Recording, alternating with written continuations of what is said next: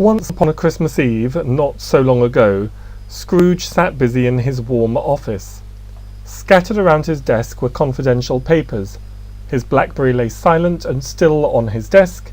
His unlocked computer screen displayed a customer's bank details. His concentration was disturbed when Mrs. Cratchit came in with a folder of papers. Placing them gently on his desk, she said timidly, "I'm off now, Mr. Scrooge. Do have a Merry Christmas." "Bah! Humbug!" said Scrooge. He returned to his work, becoming so engrossed that he soon lost track of time. Outside it grew colder and darker, and the people who had earlier filled the streets with their laughter and excitement gradually disappeared. Eventually, Scrooge abandoned his papers, put on his coat, pulled up his collar, and left the office.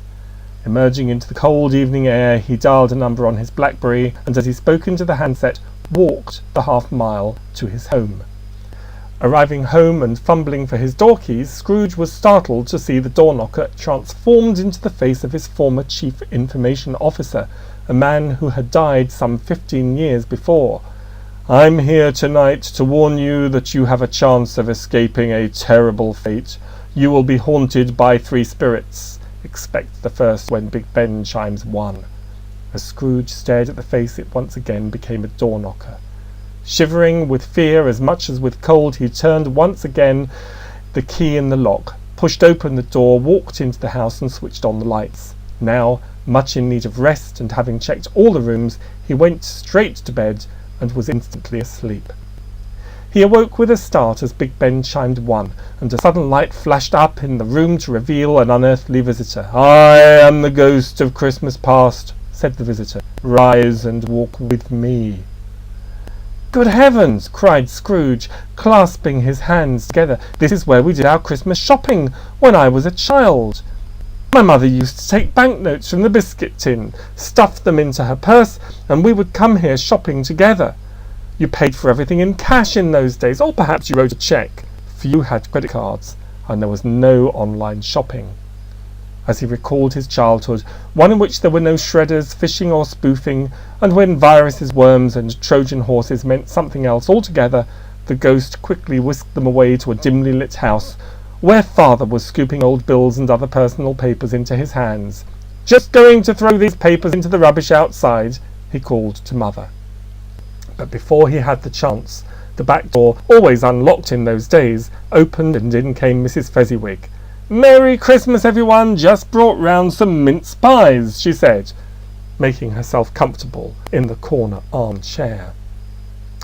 As Scrooge reached out to help himself to a mince pie, he heard Big Ben chime 2. The scene dissolved, and his eyes fell on a new visitor.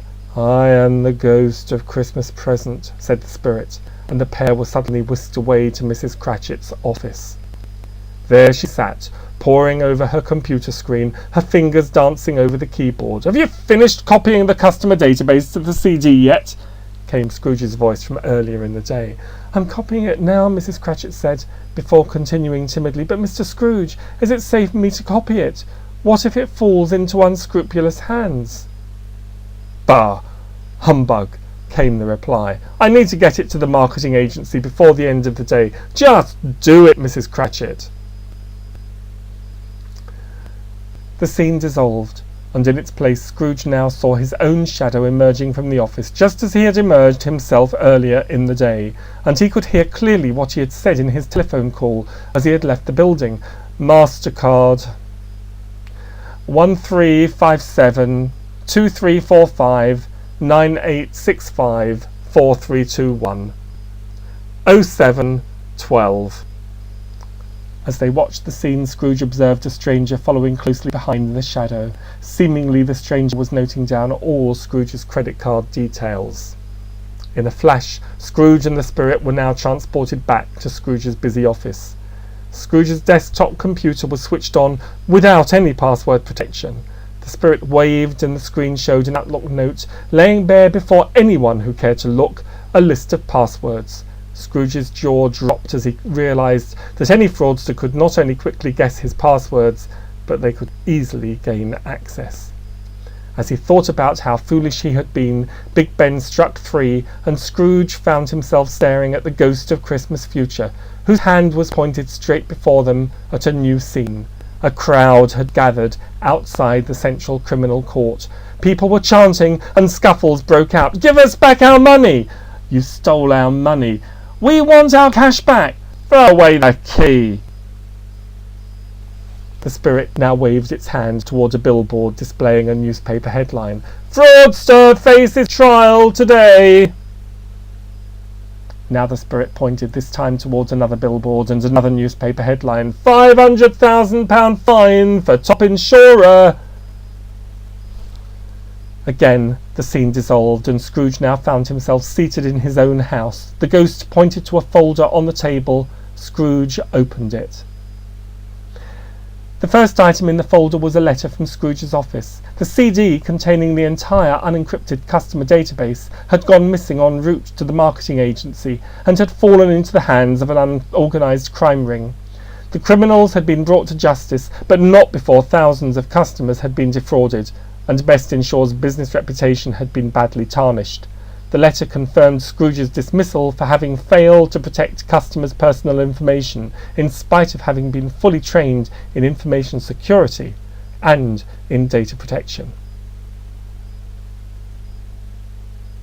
Again the spirit pointed. Scrooge turned the page. This time there was a bank statement showing Scrooge to be seriously overdrawn. Covering his face with his hand, Scrooge wept. And after he had wept, he saw the spirit had dwindled down into a bedpost, and he was once again alone in his bedroom. Best and happiest of all, though, it was once again Christmas Eve, and he could make amends. "I can change!" cried Scrooge, as his own heart laughed. "I have the chance to change, and I know I can." This was going to be a great Christmas, after all.